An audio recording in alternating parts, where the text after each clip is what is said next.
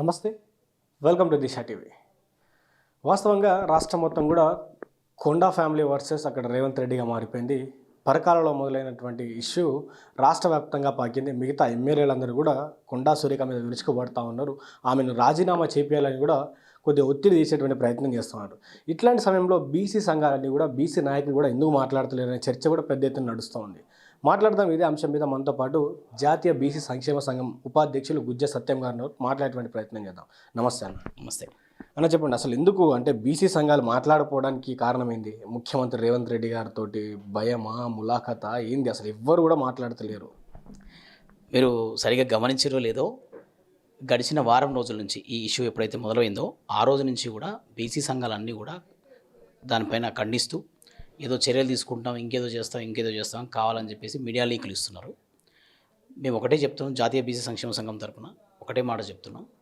మీరు నిజంగా క్రమశిక్షణ చర్యలే తీసుకోవాలనుకుంటే కాంగ్రెస్ ప్రభుత్వం అధికారంలోకి వచ్చి 3 సంవత్సరాలు జరుగుతుంది. ఈ 3 సంవత్సరాల కాలంలో మీ మంత్రుల్ని, మీ ప్రభుత్వాన్ని, మీ ముఖ్యమంత్రిని, మీ పీసీసీ ప్రెసిడెంట్లని 100 కోట్లు ఇచ్చినామని చెప్పి 100 కోట్లు ఇచ్చి పదవులు తెచ్చుకున్నారని రకరకాల అభియోగాలు, చాలా రకాల అభియోగాలు మీ మంత్రివర్గంలో, మీ ప్రభుత్వంలో పనిచేస్తున్న మంత్రులే ముఖ్యమంత్రి గారి పైన, ప్రభుత్వం పైన రకరకాల రోజు చూస్తున్నాం. పేర్లు అక్కర్లేదు, ఇక్కడ ప్రతి ఒక్కరూ అభియోగాలు చేస్తున్నారు.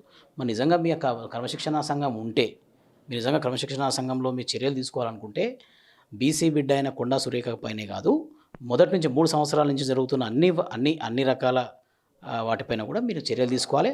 తీసుకున్న తర్వాతనే ఇక్కడ వరకు రావాలి. రెండవది, ఇక్కడ మంత్రివర్గంలో పనిచేస్తున్న కొండా సురేఖ గారు ముఖ్యమంత్రి గారి పైన ప్రకటన చేయలేదు. వాళ్ళ కూతురు దానికి సంబంధించి ఆమె చేసిన వ్యాఖ్యలు, ఆమె వ్యక్తిగతం, పార్టీకి సంబంధం లేదన్న విషయాన్ని కూడా చెప్పింది. చెప్పిన తర్వాత బీసీలు ఏదో చర్య తీసుకోవాలి, భయపెట్టాలంటే బీసీలు దొరికిరా మీకు? చర్యలు తీసుకోవడానికి బీసీలు అంటే బలహీనంగా ఉంటారు, ఎవరు మాట్లాడరు, గొంతు ఉండదు. కాబట్టి ఏదైనా సరే ఏమున్నా కొండా సురేఖను టార్గెట్ చేయాలి, కొండా సురేఖను బర్తరఫ్ చేయాలి. రోజు పేపర్లలో రాస్తూ 2-3 రోజుల నుంచి బర్తరఫ్ చేస్తున్నాం, చర్యలు తీసుకుంటున్నాం, ఇవి చేస్తున్నాం. ఊరుకుంటాం అనుకుంటున్నాం? బీసీ సంఘాలు ఏమైనా ఊరుకుంటాయి అనుకుంటున్నారా? తీయండి, ఎట్లా తీస్తారో తీయండి, చూస్తాం.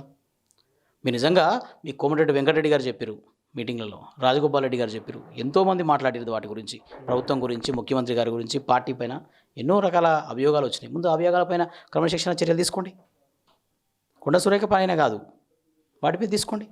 ప్రత్యక్షంగా వాళ్ళు పార్టీలో ఉంటూ పార్టీ పైన, ముఖ్యమంత్రి పైన దాడి చేశారు కదా. ఇక్కడ కొండా సురేఖ గారు కూతురు, ఆమె వ్యక్తిగత వ్యాఖ్యలని చెప్పింది. చెప్పిన తర్వాత మీరు ఎట్లా తీసుకుంటారు? ఈ రకంగా తీసుకుంటారు? సో వివరణ ఇచ్చిన తర్వాత కూడా ఈ కొండా సురేఖ గారే చేపించారనే ఒక అభియోగాన్ని నిజంగా ఈ బీసీ, ఎస్సీ, ఎస్టీ నాయకులు ఎక్కువ మంది కలుసుకొని మరి ప్రెస్ మీట్ పెట్టి సిఎల్పి దగ్గర ఆమెతోటి రాజీనామా చేయాలి, ఆమె పైన క్రమశిక్షణ చేయాలని ఈ వర్గాల నాయకులతోటే మన ఏళ్ళు మనకట్లనే పొడిచినట్టు ఇట్లా చేస్తున్నటువంటి ముఖ్యమంత్రి గారు చేస్తున్నారనే చాలా విధాలుగా మనకు ఉన్నటువంటి లీక్లు. సో ముఖ్యమంత్రి గారు ఇట్లా బీసీ, ఎస్టీ, ఎస్సీ నాయకులతో, అతి ఎక్కువ నాయకులతోటే మళ్ళీ బీసీ నాయకురాల మీద ఈ విధంగా కుట్ర చేయడానికి ఇట్లా చూడొచ్చు. ఖచ్చితంగా ప్రభుత్వం నడుపుతున్న వాళ్ళు, వాళ్ళకి సంబంధించిన వాళ్ళ మద్దతుదారులు అన్ని పార్టీలలో కూడా బీసీ, ఎస్సీ, ఎస్టీలు ఉంటారు. సో వాళ్ళ మద్దతుదారులతో ఇలాంటి కుట్రలకు తెరదీస్తారు. ఎప్పుడు కూడా బీసీల కళ్ళల్లో బీసీల వేలతోనే పొడుస్తారు. అది చరిత్ర మీరు గమనిస్తే చరిత్ర చెప్తున్న నిజం. ఎప్పుడు కూడా మన వేలతోనే మన కంట్లో పొడుస్తారు వాళ్ళు. ఇప్పటికైనా బీసీలు కన్ను తెరవాలి. ఇప్పుడు కొండా సురేఖ గారి కూతురు మాట్లాడిందన్న విషయం తెలియగానే దాదాపు 30-35 మంది ఎమ్మెల్యేలు సమావేశమై ఈ చర్యలు తీసుకోవాలని చెప్పారు. మరి ఇంతకుముందు కోమటిరెడ్డి వెంకటరెడ్డి గారు మాట్లాడారు, రాజగోపాల్ రెడ్డి గారు మాట్లాడారు, చెన్నారెడ్డి గారు మాట్లాడారు, చాలామంది మాట్లాడారు. ప్రభుత్వానికి వ్యతిరేకంగా, ముఖ్యమంత్రి వ్యతిరేకంగా ఇంతకంటే దారుణమైన అభియోగాలు మోపిర్రు. మరి మోపినప్పుడు ఎక్కడ పోయింది ఈ క్రమశిక్షణ సంఘం? ఎక్కడ పోయినారు ఈ 35 మంది ఎమ్మెల్యేలు? కొత్తగా పుట్టుకొచ్చిర్రా ఇప్పుడే? అంటే కొండా సురేఖ గారు కామెంట్ చేయగానే కొండా సురేఖ గారు అనుకుంటారు కాబట్టి సో ఆమె మీద చర్యలు తీసుకోవాలని 35 మంది ఎమ్మెల్యేలు కట్టుకొని చర్యలు తీసుకోవాలని చెప్తున్నారు. మరి ఇన్నాళ్ళు ఏమైపోయారు ఈ 35 మంది ఎమ్మెల్యేలు? ఖబర్దార్ చెప్తున్నాం, జాతీయ బీసీ సంక్షేమ సంఘమే కాదు, బీసీ సంఘాలన్నీ కూడా ఏకమై గాంధీ భవన్ ముందు బైఠాయిస్తాం, ధర్నాలు చేస్తాం గాంధీ భవన్ ముందు. మీరు చర్యలు తీసుకుంటే, మీరు నిజంగా చర్యలు తీసుకోవాలనుకుంటే అందరి చర్యలు తీసుకోండి. నిజంగా దానిపైన విచారణ కమిటీ వేయండి.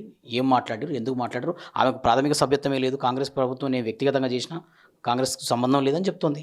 అంత స్పష్టంగా చెప్పిన తర్వాత మీరు ఆ విషయాన్ని కొండా సురేఖ గారికి ఎట్లా అంటగడతారు?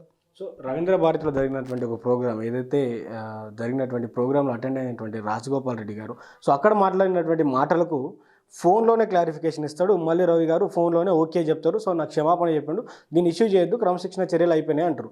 అదే మంత్రి కొండా సురేఖ గారు ఒక లెటర్ రాసి తను నా కూతురు మాట్లాడినటువంటి మాటలకు నాకు సంబంధం లేదు, తనకు పార్టీకి సంబంధం లేదు, తనకు నాకు ఎలాంటి సంబంధం లేదు, తన మాటలు తన ఇష్టమని ఒక క్లియర్ రాసి పంపించినా కూడా ఇంకా ఎందుకు ఇంత అక్కస్ అంటే ఏమంటారు? పంపించడమే కాదు, వారు బెంగళూరులో ఖర్గే గారిని కలిసి Congress party national president Kharge గారిని కలిసి కూడా వివరణ ఇవ్వడం జరిగింది. ఆ విషయాలు కూడా మనం పత్రికల ద్వారా ప్రచార మాధ్యమాల ద్వారా చూసినాం. సో ఆల్రెడీ వివరణ అయిపోయింది. వివరణ అయిపోయిన తర్వాత దానికి సంబంధించి మేము బర్తరఫ్ చేస్తాం, రాజీనామా చేయాలని చెప్తున్నాం. రకరకాలు వస్తున్నాయి. మీరు చేయండి, మీ సంగతి ఏదో చూస్తాం. సో వాస్తవంగా బీసీ నాయకుల మీద కూడా ఒక అనుమానం అయితే వ్యక్తమవుతుంది. ఎందుకంటే ఈశ్వరమ్మ యాదవ్కి చిన్న ఇన్సిడెంట్ జరిగితేనే అందరూ ఇంటికి పోయి పెద్ద ఎత్తున పరామర్శించి మీడియాలో గగ్గోలు పెట్టినటువంటి పరిస్థితి. సో ఈరోజు అంత పెద్ద ఎఫెక్ట్ కనబడట్లేదు. సో నిజంగా మరి బీసీ సంఘాలు కొండా సురేఖ గారి మధ్య ఏమైనా గ్యాప్ వచ్చిందా, లేకపోతే నిజంగానే సో ఇదంతా పార్టీ ఇష్యూవా లేకపోతే వేరే ఇష్యూ అని పెద్దగా పట్టించుకోవట్లేదా నాయకులు అంటే ఏమంటారు? ఈశ్వరమ్మ యాదవ్ గారిని వ్యక్తిగతంగా దూషించడం జరిగింది అక్కడ. ఆ విషయంలో అక్కడ కుల దురంకారం స్పష్టంగా కనపడింది. అందుకని వర్గాలన్నీ కూడా ఉద్యమించినాయి. దానికి సంబంధించిన క్షమాపణ చెప్పించడం, దానికి సంబంధించి రావడం అన్నీ జరిగిపోయినాయి. కానీ కొండా సురేఖ గారి విషయంలో ఇది కాస్త అంతర్గత పార్టీ వ్యవహారం అయినప్పటికీ బీసీల పైన జరుగుతున్న దాడిగానే దీన్ని పరిగణిస్తున్నాం. కాబట్టి మీరు చూస్తే అన్ని బీసీ సంఘాలు కానీ బీసీ వర్గాలు కానీ దీనిపైన స్పందిస్తున్నారు. ఖచ్చితంగా చర్యలు ఉంటాయి. ఒకవేళ ఏమాత్రమైనా దీనికి సంబంధించి బీసీల గొంతు అనగదొక్కే కుట్ర ఇది.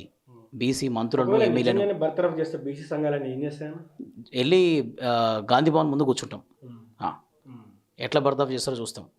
మహిళలకు, ఈ రాష్ట్రంలో మహిళలకు, బీసీలకు గొంతు నొక్కే పరిధి. మీకు ఏమైనా ఇంటర్నల్గా ఉంటే మీరు ఆల్రెడీ దానికి సంబంధించిన క్రమశిక్షణ సంఘం సంబంధించి స్పష్టంగా లెటర్ ఇచ్చింది, ఏం జరిగింది ఏందన్న విషయాన్ని. మరి అయినా సరే మీరు చర్యలు తీసుకుంటామంటే బీసీ సంఘాలు ఏం చూస్తూ ఊరుకో. ఖచ్చితంగా దానికి సంబంధించిన ఉద్యమ కార్యాచరణ ఉంటుంది. సో ఈ మొత్తం ఎపిసోడ్ మీద బీసీ సంఘాల తరపున, జాతీయ బీసీ సంక్షేమం తరపున రేవంత్ రెడ్డి గారు కావచ్చు, కాంగ్రెస్ పార్టీ కావచ్చు, ఏం చెప్పాలనుకుంటున్నారు? గౌరవ ముఖ్యమంత్రి రేవంత్ రెడ్డి గారికి ఒకటే చెప్తున్నాను, మీరు క్రమశిక్షణ చర్యలు నిజంగా తీసుకోవాలనుకుంటే, మీ పార్టీ అంతర్గత వ్యవహారం అనుకుంటే 3 సంవత్సరాల క్రితం నుంచి పార్టీ పైన, మీ పైన అవాకులు చెవాకులు పేలుతూ క్రమశిక్షణ ఉల్లంఘించిన అందరిపైన, అలా దాంట్లో ఆధిపత్య కులాలకు ఒక న్యాయం, బడుగు బలహీన వర్గాలకు ఒక న్యాయం కాకుండా అందరికీ ఒకటే న్యాయం చేయమని చెప్పి మీ వేదిక ద్వారా తెలియజేస్తున్నాం. రైట్. ఇది గుజ్జ సత్యంగా చెప్తున్నటువంటి మాట. ఏదైతే నిజంగానే మీరు బర్తరఫ్ చేయాలనుకుంటే గతంలో ఎవరెవరైతే మాట్లాడారో అట్లాంటి నాయకులందరినీ కూడా మొదటగా బర్తరఫ్ చేసి తర్వాత బీసీ బిడ్డ అయినటువంటి కొండా సురేఖను బర్తరఫ్ చేయండి. ఒకవేళ నిజంగానే వాళ్ళందరినీ వదిలేసి బీసీ బిడ్డ అయినటువంటి కొండా సురేఖను కనుక ముట్టుకుంటే గాంధీ భవన్ ముట్టడిస్తాం, గాంధీ భవన్ ముందు కూర్చొని బయట ఇచ్చి ధర్నాలకు దిగుతామంటూ కూడా వారు చెప్తా ఉన్నారు. సో ముఖ్యమంత్రి రేవంత్ రెడ్డి గారు ఏదైనా చర్యలు తీసుకునే ముందు బీసీ బలం ఎంత, బీసీలు ఎంత ఒకసారి ఆలోచించుకోవాల్సినటువంటి అవసరం ఉందంటూ కూడా వారు చెప్తా ఉన్నారు. మరి చూద్దాం, ముఖ్యమంత్రి గారు అయితే అక్కడ క్రమశిక్షణ కమిటీ చూసుకుంటుంది, లేకపోతే పెద్దలు చూసుకుంటారని కూడా మాట్లాడినటువంటి పరిస్థితులు ఉన్నాయి. మరి రానున్నటువంటి రోజుల్లో ఎలాంటి చర్యలు తీసుకుంటారు, మరి చర్యలు ఉంటాయా లేకపోతే ఏదైనా వార్నింగ్ ఇచ్చి ఆపేస్తారా లేదా కూడా వేచి చూద్దాం. చూస్తూనే ఉండండి దిశ టీవీ. వీడియో జర్నలిస్ట్ మధుతో శ్రీకాంత్, దిశ టీవీ, హైదరాబాద్.